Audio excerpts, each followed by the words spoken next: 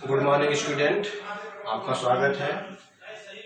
Class 12 subject biology chapter 1 जीवों में जनन पहला चैप्टर है। इस पे हमने चर्चा की थी पिछले क्लास में और उसके आगे आज हम बात करेंगे क्लास 12 का जो टॉपिक बचा हुआ है। तो पिछली बार हमने क्या पढ़ा था, थोड़ा सा उसको रिकैप करते हैं। तो हमने पढ़ा था जनन क्या होता है, हमने पढ़ा था जनन के प्रकार, हमने पढ़ा था अलैंगिक जनन,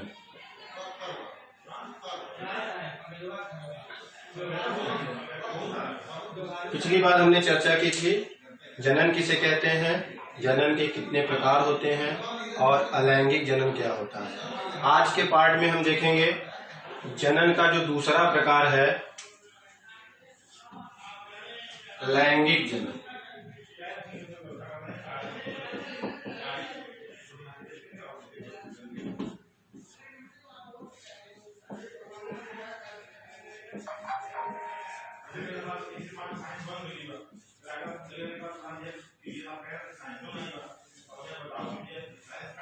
सेक्सुअल रिप्रोडक्शन।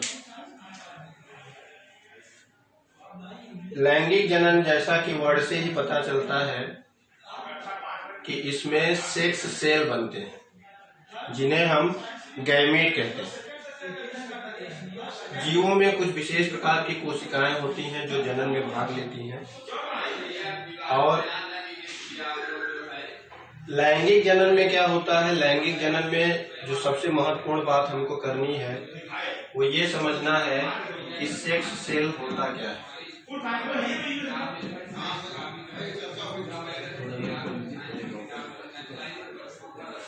लैंगिक जनन में गैमीट का बनना होता है, गैमीट का फ्यूजन यानी संयोजन होता है और उसके बाद बीज बनने की प्रक्रिया होती है। लैंगिक जनन में जैसा कि पिछली क्लास में भी हमने बताया था कि यहाँ पे 2 पेरेंट्स की जरूरत पड़ती है।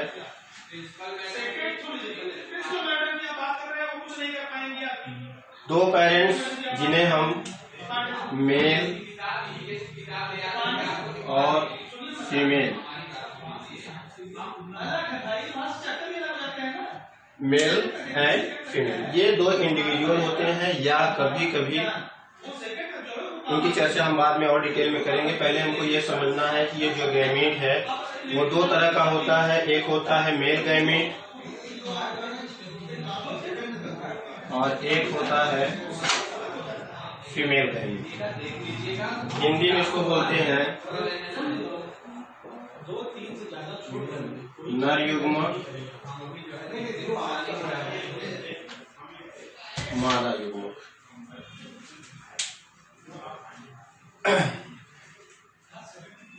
ज्यादातर जो एडवांस ऑर्गेनिज्म है, जिसे हम विकसित ऑर्गेनिज्म कह सकते हैं, उनमें लैंगिक जनन होता है। लैंगिक जनन के लिए जो आवश्यक चीज हमने बताई कि 2 पेरेंट्स होते हैं, एक नर होता है एक मादा होता है। नर के द्वारा नर युग्मक और मादा के द्वारा मादा युग्मक का निर्माण होता है। तो स्पष्ट है कि लैंगिक जनन में युग्मकों का निर्माण, युग्मकों का संयोजन और उसके आगे की प्रक्रिया शामिल है। इन शॉर्ट हम कह सकते हैं कि लैंगिक जनन में 2 जनकों की आवश्यकता होती है, 2 तरह के युग्मक की आवश्यकता होती है और इनके संयोजन से होने वाले जनन को हम लैंगिक जनन कहते हैं। लैंगिक जनन में जैसा कि हमने बताया कि यहाँ 2 डिफरेंट है, तो यहाँ आनुवंशिक रूप से विभिन्नता ज्यादा दिखेगी, यानी इसमें डिफरेंसेस ज्यादा दिखेंगे। जो सेक्सुअल रिप्रोडक्शन के दौरान जो नई संतति बनती है वो अपने जनक से भिन्न होता है, क्योंकि यहाँ भिन्न भिन्न तरह के जीन्स आते हैं। इन सब की चर्चा भी हम आगे के चैप्टरों में करेंगे कि जीन क्या होता है, क्रोमोसोम गुणसूत्र क्या होता है। यहाँ हम बात करेंगे केवल मोटा मोटी लैंगिक जनन की। तो अगर हम इसके आधार पे इसका डिफिनीशन बनाएं तो लैंगिक जनन में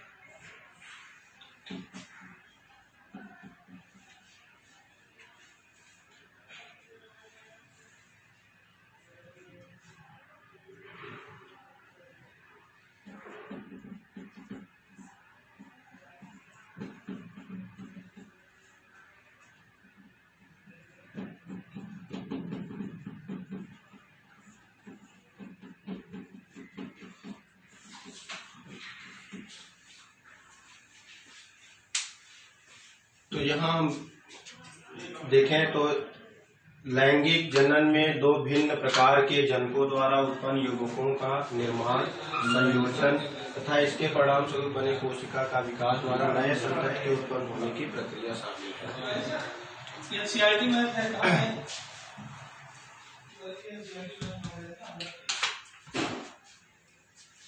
अब आपको यहाँ से ये समझ में आ गया होगा कि लैंगिक जनन और अलैंगिक जनन में अंतर क्या है।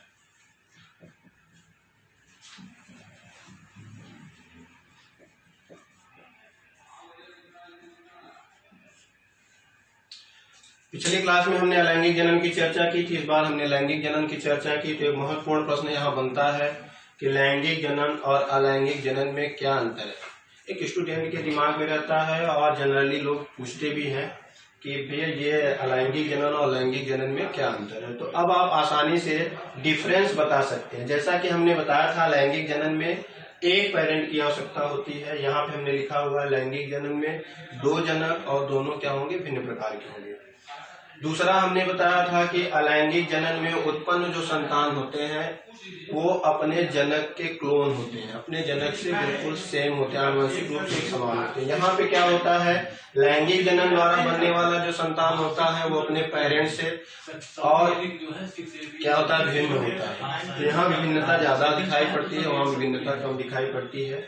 तीसरा जो हमने बात की अंतर, आप देख सकते हैं कि अलैंगिक जनन में युग्मकों के निर्माण की जरूरत नहीं पड़ती, पर यहाँ पे युग्मकों का निर्माण एक महत्वपूर्ण प्रक्रिया है, उनका संयोजन और इसके द्वारा बनने वाला जो हमने कोशिका लिखा है, कोशिका यानी आगे हम चर्चा करेंगे युग्मनज। जब दो गैमेट मिलते हैं तो उनसे बनने वाला जो सेल बनता है उसको हम युग्मनज यानी जाइगोट कहते हैं।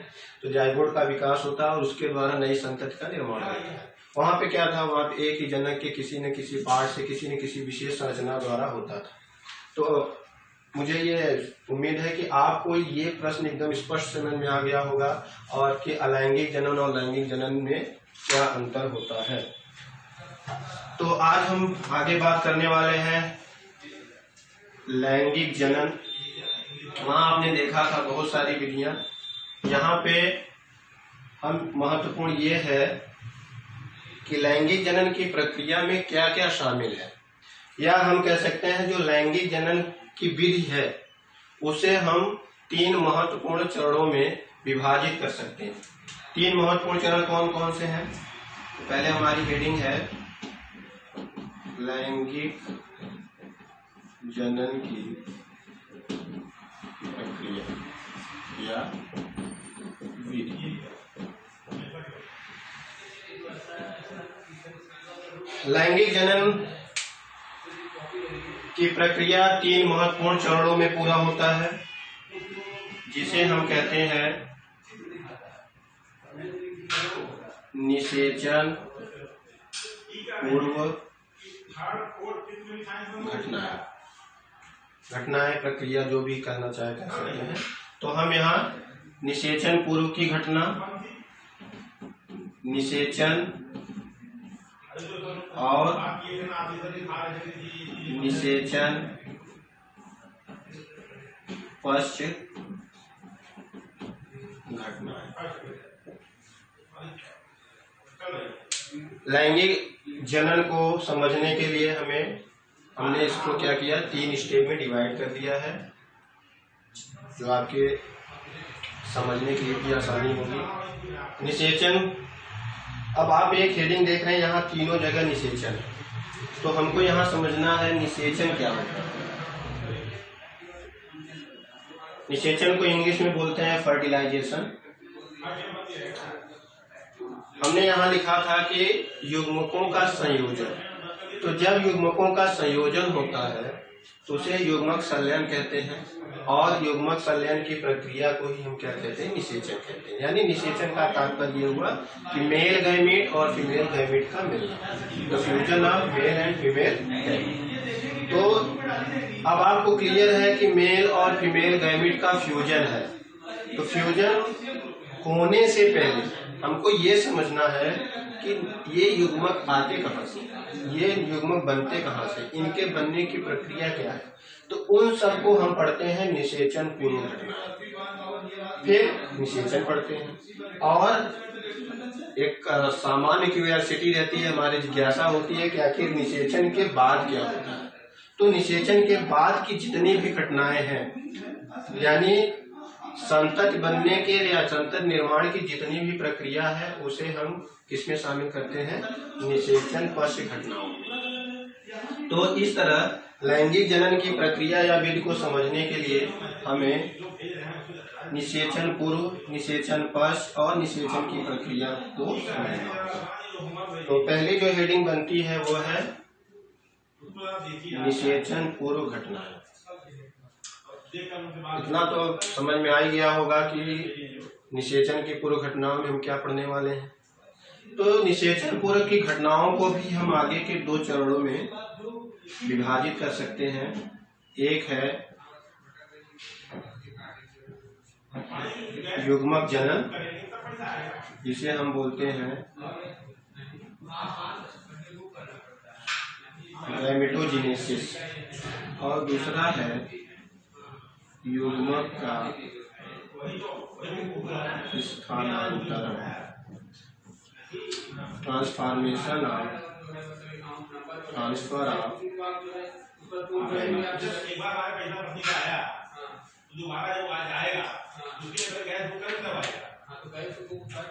तो पहले हम समझते हैं कि युग्मक जनन क्या है। जितने भी जो विकसित प्राणी हैं, ज्यादातर उच्च पादपों और उच्च जानवर जंतुओं में इस तरह का प्रक्रिया, इस तरह का जनन होता है, लैंगिक जनन। तो यहाँ पे युग्मक बनने की प्रक्रिया को ही हम क्या कहते हैं, युग्मक जनन कहते हैं। युग्मक जनन, तो ये आपका डिफिनीशन बन गया यहाँ पे, बहुत आसान है, बस समझना क्या, युग्मक बनने की प्रक्रिया को युग्मक जनन कहते हैं। तो युग्मक जनन युग्मकों के बनने की प्रक्रिया को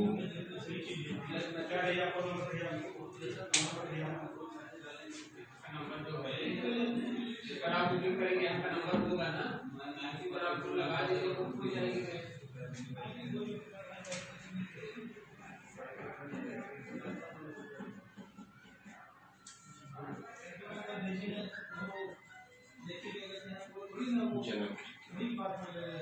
आपको ये भी समझना है कि युग्मक 2 प्रकार के होते हैं, तो नर युग्मक और मादा युग्मक। नर युग्मक बनने की प्रक्रिया अलग होती है और मादा युग्मक बनने की प्रक्रिया अलग होती है।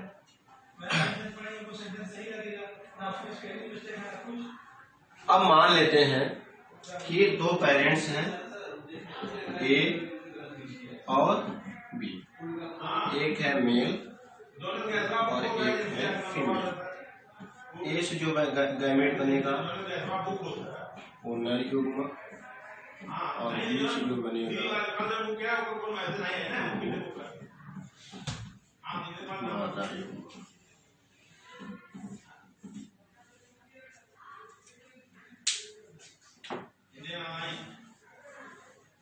जितने भी लैंगिक जनन करने वाले प्राणी हैं उनमें दो विभिन्न प्रकार के जीव मिलते हैं। जिनमें नर युग्मक बनता है उनमें नर जनन अंग होते हैं। उनमें क्या होता है? नर जनन अंग होता है और मादा जनन अंग। नर जनन अंग और मादा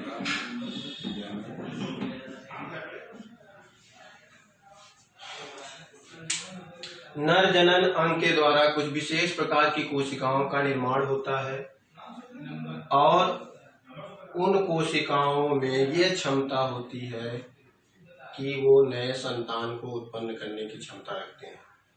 एक कॉन्सेप्ट यहाँ पे थोड़ा सा समझना था कि गुणसूत्र,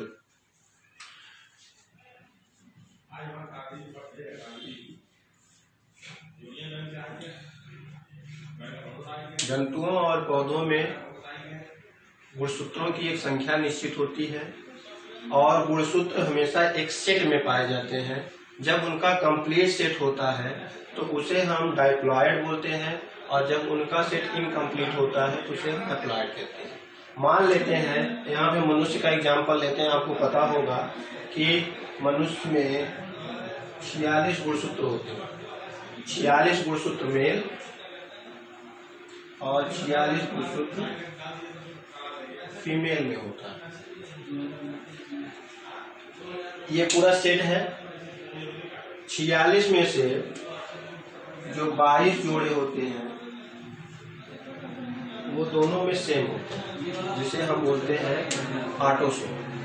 और जो 23वां जोड़ा है उसे हम बोलते हैं सेक्स क्रोमोसोम। ध्यान समझिए, अगर ये कॉन्सेप्ट आपको क्लियर है तो यहाँ आपको बहुत समझने में बहुत आसानी हो जाएगी। तो जो 23वां जोड़ा होता है 23rd पेयर,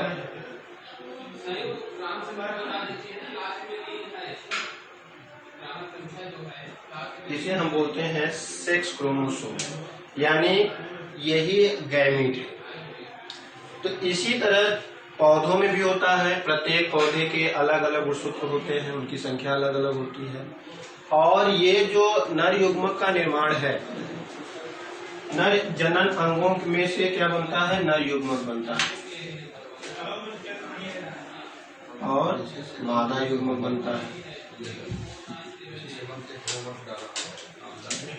अब इस प्रोसेस को क्या कहते हैं? जैसे हमने यहाँ कहा युग्मक जनन, तो हम यहाँ देखें कि जीव जंतुओं में कुछ विशेष प्रकार के स्ट्रक्चर होते हैं उनके शरीर में, जिसके द्वारा लैंगिक जनन किया जाता है। तो उनको हम कहते हैं नर जनन। अगर वो मादा है तो उसे कहेंगे मादा जनन। जैसा कि फ्लावर के केस में पढ़ेंगे आगे। यहाँ नर जनन क्या है? पुंकेसर है। यहाँ मादा जनन क्या है? स्त्री केसर है। तो ये जो नर जनन अंग है उसके द्वारा नर युग्मक का निर्माण होगा और मादा जनन अंग के द्वारा मादा युग्मक का निर्माण होगा। और ये जो नर युग्मक और मादा युग्मक होगा, इसमें जो सेल डिवीजन होता है, आपको पढ़ाया गया क्लास 11 में, सेल डिवीजन दो तरह का होता है, एक समसूत्री विभाजन या सूत्री विभाजन।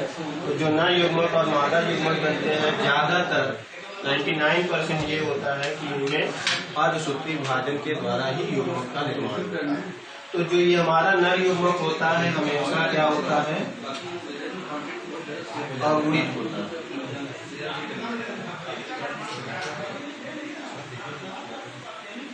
अगुणित, जैसे हमने बताया कि क्रोमोसोम का पूरा सेट है। जैसे ये 46 क्रोमोसोम है तो ये द्विगुणित है, और अगर ये 23 हो गया तो ये क्या हो गया? अगर ये 23 इसके आते हैं वो अगुणित हो गया। क्योंकि ये एक प्रक्रिया है, आप समझ सकते हैं कि इसके बारे में और आगे डिस्कस करना है। अगुणित अगुणित मिलकर के क्या बनेंगे, द्विगुणित। तो ये चीज आपको समझना है यहाँ पे कि जो नर युग्मक या मादा युग्मक बनता है वो हमेशा क्या होते हैं, अगुणित होते हैं। और अगुणित होने के बाद इसीलिए इनका जो क्रोमोसोम होता है हमेशा वो सेट होता है। ऐसा नहीं है कि अब यहाँ देखिए, अगर मनुष्य के केस में हमने देखा तो 23 यहाँ है, 23 यहाँ है, और 23 + 23 कर देंगे तो फिर क्या हो जाएगा, इसके द्वारा जो बनने वाला संतान है उसमें भी क्रोमोसोम की संख्या वही 46 हो जाएगी। तो इस तरह से जो लैंगिक जनन होता है उसके द्वारा विभिन्नता तो आती है, लेकिन गुणसूत्रों की संख्या अपने जनक के समान ही रहता है। तो आप यहाँ समझ गए होंगे, नर जनन अंग के द्वारा नर युग्मक का निर्माण होता है और मादा जनन अंग के द्वारा मादा युग्मक का निर्माण होता है। नेक्स्ट जो हमारा चैप्टर है उसको में लैंगिक जनन, उसमें हम डिटेल में पढ़ेंगे कि नर युग्मक कैसे बनता है, मादा युग्मक कैसे बनता है। अच्छा, एक सवाल आपके दिमाग में और आनी चाहिए, आ रही होगी कि कभी कभी आपने सुना होगा एक लिंगी, दो लिंगी, ये क्या होता है। तो हम आपको बता दें कि जो जीव होते हैं और जो लैंगिक जनन करने वाले जीव होते हैं उन्हें हम 2 भागों में बांटते हैं। एक लिंगी, द्विलिंगी। अलग अलग वर्ड दिया जाता है, एक लिंगाश्रयी, द्विलिंगाश्रयी, उभयलिंगाश्रयी, बहुत सारे वर्ड हैं। बस आपको ये समझना है एक लिंगी जीव क्या है, द्विलिंगी जीव क्या है। तो जैसा कि लैंगिक जनन में हम देखते हैं कि 2 तरह के जनक होते हैं, लेकिन ज्यादातर जीवों में, पौधों में ये देखा गया है कि जो एक पौधा है उसी पे दोनों नर जनन अंग और मादा जनन अंग दोनों पाए जाते हैं। तो कभी कभी ये कंफ्यूजन भी आता है स्टूडेंट के दिमाग में कि सर ने वहाँ बताया था कि 2 जनकों की जरूरत होती है। तो आपको ये समझना है कि प्रकृति में विभिन्न तरह के जीव हैं और विभिन्न तरह की संरचनाएं होती हैं। जैसे मनुष्य के केस में देखें तो ये क्लियर है कि यहाँ पे 2 डिफरेंट ऑर्गेनिज्म होंगे, बट ज्यादातर केसों में ये देखा गया, जैसे पौधों में देखा गया है कि ऐसे जीव हैं जिनमें नर जनन अंग और मादा जनन अंग दोनों एक ही जीव में। मैं फिर से रिपीट कर रहा हूँ, इसको ध्यान समझिए कि बहुत सारे ऐसे जीव जंतु हैं जिनमें नर जनन अंग और मादा जनन अंग एक ही प्राणी में, एक ही जीव में है। ऐसे जीव को हम क्या कहते हैं, द्विलिंगी कहते हैं। ऐसे जीव को हम क्या कहेंगे, द्विलिंगी, जिसे हम इंग्लिश में बोलते हैं बाइसेक्सुअल। और अगर नर जनन अंग और मादा जनन अंग 2 भिन्न भिन्न जंतु या प्राणी में हो या 2 भिन्न भिन्न जीव में हो तो ऐसे जीवों को हम कहते हैं एक लिंगी जीव। जैसे मनुष्य, मैं मनुष्य का बार बार एग्जाम्पल दे रहा हूँ, इससे आपको समझने में आसानी हो जाएगी। तो मनुष्य जो है वो एक लिंगी जीव है, और जैसे केचुआ का एग्जाम्पल हम लेते हैं, और पौधों में तो ज्यादातर जो पौधे हैं वो द्विलिंगी। तो फिर से रिपीट करते हैं, नर जनन अंग और मादा जनन अंग अगर अलग अलग जीव में है तो एक लिंगी, अगर एक ही जीव में है तो द्विलिंगी। बहुत सारे क्वेश्चन भी आपसे है, आपके एनसीईआरटी बुक में क्वेश्चन है कि 5 द्विलिंगी प्राणियों के जंतुओं के नाम लिखिए। तो पहली हमारी हेडिंग आपको समझ में आ गई होगी, युग्मक जनन क्या होता है। नर युग्मक और मादा युग्मक बनने की प्रक्रिया को ही युग्मक जनन कहते हैं। हमने कहा ना कि निषेचन पूर्व की घटनाओं को हम 2 पार्टों में पढ़ रहे हैं, एक तो युग्मक जनन, जैसा कि हमने आपको बताया था निषेचन। तो अभी हम पढ़ के अभी निषेचन तक पहुंचने के लिए हमें क्या करना होगा कि जो युग्मक बने हैं उनको मिलना है। तो ये युग्मक एक दूसरे के पास कैसे पहुंचे, या कौन सी ऐसी विधि है जिसके द्वारा ये पहुंचते हैं, तो इसको हम कहते हैं युग्मक स्थानांतरण, ट्रांसफर ऑफ गैमीट्स। अब आपको क्लियर हो गया होगा एक लिंगी जीव। एक लिंगी जीव का मतलब हुआ 2 अलग अलग जीव हैं और दोनों अलग अलग जो जीव है वो क्या कर रहे हैं, युग्मक बना रहे हैं और उन युग्मकों को एक से एक दूसरे के पास पहुंचना है। तो इस प्रक्रिया को हम क्या कहते हैं, युग्मक स्थानांतरण। यानी निषेचन के लिए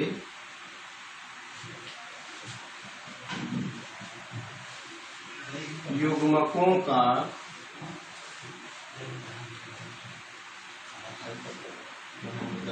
एक दूसरे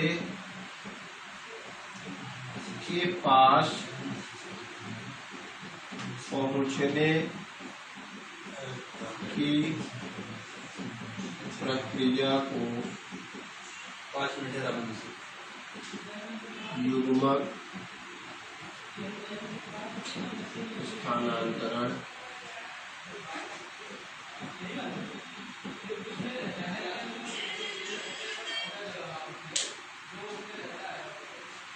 युग्मक स्थानांतरण द्विलिंगी जीव में आसान होता है, लेकिन एक जीवलिंगी में थोड़ा सा डिफिकल्ट होता है। द्विलिंगी में क्या होता है, एक ही फूल है, उसी में दोनों है, नर जनन अंग भी है, मादा जनन अंग भी है, तो वो आसानी से पहुंच जाते हैं। लेकिन जहाँ एक अलग अलग है तो वहाँ अलग अलग मीडियम के द्वारा पहुंचेंगे, जैसे कीट के द्वारा, हवा के द्वारा, जल के द्वारा। आप आगे पढ़ेंगे जो हमारा सेकंड चैप्टर है जल परागण। तो यहाँ पे जीव जंतुओं के द्वारा और जल के द्वारा, वायु के द्वारा जो युग्मक का स्थानांतरण होता है, उन सब का अध्ययन हम करते हैं युग्मक स्थानांतरण। यानी युग्मक, एक युग्मक दूसरे नर युग्मक मादा युग्मक के पास जिस भी विधि से पहुंचता है, उस विधि को हम क्या कहते हैं, युग्मक स्थानांतरण करते हैं। तो ये जो दो महत्वपूर्ण घटनाएं हैं वो निषेचन के पूर्व की घटनाओं में शामिल होती है और बहुत इम्पोर्टेंट है। अगर किसी भी कारण से नर युग्मक और मादा युग्मक एक जगह नहीं पहुंच पाएंगे तो लैंगिक जन्म संभव नहीं। तो लैंगिक जन्म संभव करने के लिए ये दो प्रक्रिया बहुत इम्पोर्टेंट है। इसके बाद आता है नेक्स्ट निषेचन, जिसे इंग्लिश में बोलते हैं फर्टिलाइजेशन।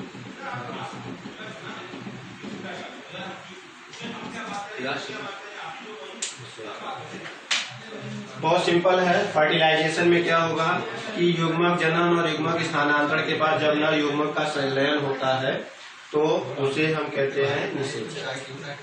तो निषेचन वह प्रक्रिया है जिसमें नर युग्मक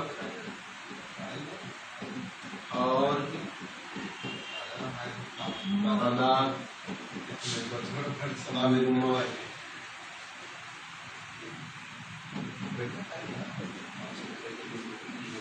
के संयोजन द्वारा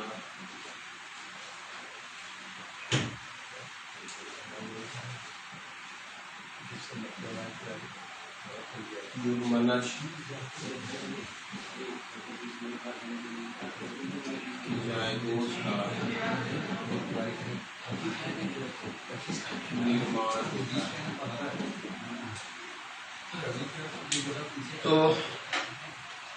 आज के टॉपिक में इतना ही, आज के वीडियो में, क्योंकि टाइम बाउंड है और हम चाहते हैं कि जो भी आपको पढ़ाया जाए वो आपके समझ में आए। पढ़ना और अध्ययन करना वो अलग बात है और समझना एक अलग बात है। तो हम ऐसे छोटे छोटे वीडियो में आपको टॉपिक वाइज पढ़ाते जाएंगे। तो आज हमारा जो टॉपिक है निषेचन, निषेचन में भी हम आगे पढ़ेंगे बाह्य निषेचन और अंतर निषेचन, और इसके बाद निषेचन पक्ष की घटनाएं। तो ये तरह हमारा जो नेक्स्ट वीडियो है, हम उम्मीद करते हैं उसमें हमारा पहला चैप्टर कंप्लीट हो जाएगा। धन्यवाद।